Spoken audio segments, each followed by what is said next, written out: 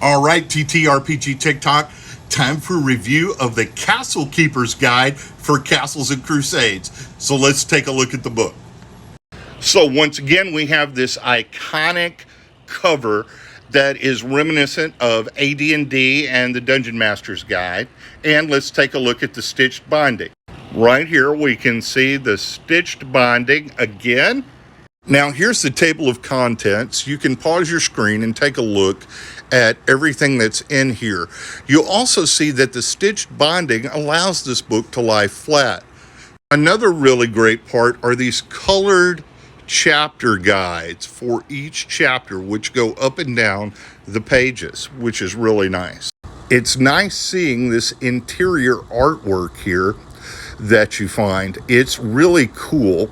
And I love it. I love it, especially for the fortresses.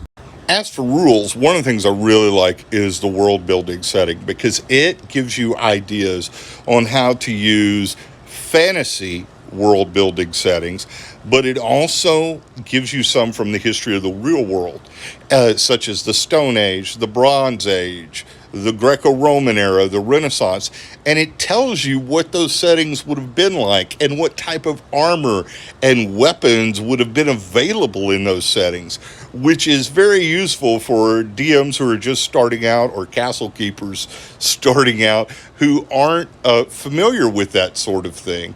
I really like that. There's another area in the rules options that I like that's also helpful. This part is for all you people who really enjoy role-playing in a variety of settings.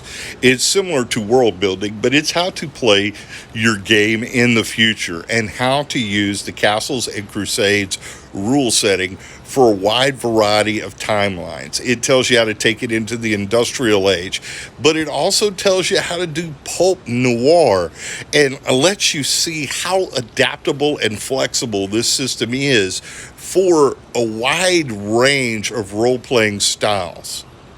The Castle Keeper's Guide even gives you ideas on how to take those classic character classes like Fighter and Ranger and adapt them for other settings. For example, Fighter would be a soldier in some settings, and then they give you ways to substitute the abilities.